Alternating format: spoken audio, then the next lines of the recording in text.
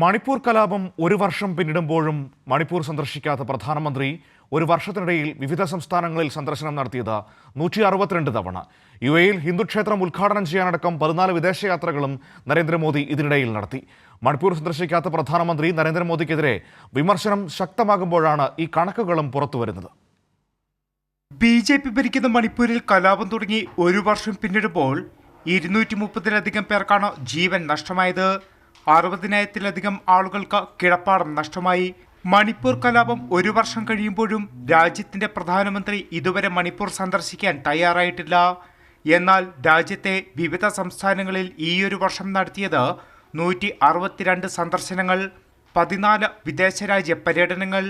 ഏറ്റവും കൂടുതൽ തവണ സന്ദർശിച്ചത് രാജസ്ഥാനിലാണ്, 24 തവണ. മധ്യപ്രദേശിൽ നരേന്ദ്രമോദി 22 തവണ സന്ദർശനം നടത്തി. മണിപ്പൂരിൽ കലാപം കത്തിനിൽക്കുമ്പോൾ പ്രധാനമന്ത്രി കർണാടകയിൽ തെരഞ്ഞെടുപ്പ് പ്രചരണത്തിൽ തിരക്കിലായിരുന്നു.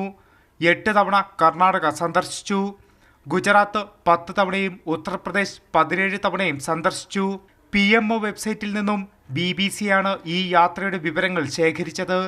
ഈ വർഷം ഫെബ്രുവരി മാർച്ച് മാസങ്ങളിൽ മോദി ആസാം, ത്രിപുര, അരുണാചൽ സംസ്ഥാനങ്ങൾ സന്ദർശിച്ചു. എന്നിട്ടും തൊട്ടടുത്തുള്ള മണിപ്പൂരിലേക്ക് എത്തിയില്ല.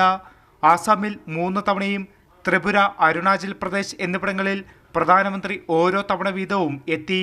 നവംബറിൽ നടന്ന സംസ്ഥാന തെരഞ്ഞെടുപ്പുകളിൽ മണിപ്പൂരിന് തൊട്ടപ്പുറമുള്ള മിസോറാമിൽ തെരഞ്ഞെടുപ്പ് നടന്നെങ്കിലും പ്രചരണത്തിനെത്താൻ മോദി തയ്യാറായിരുന്നില്ല.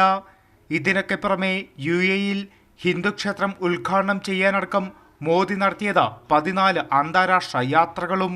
മണിപ്പൂർ കത്തിയെരിയാൻ തുടങ്ങിയിട്ട് ഒരു വർഷം പിന്നിടുമ്പോഴും ഈ രാജ്യത്തിന്റെ പ്രധാനമന്ത്രി എന്തുകൊണ്ട് മണിപ്പൂർ സന്ദർശിക്കുന്നില്ലെന്നത് വളരെ പ്രധാനപ്പെട്ട ചോദ്യം തന്നെയാണ്. ദില്ലിയിൽ നിന്നും വിഷ്ണു തലവൂർ.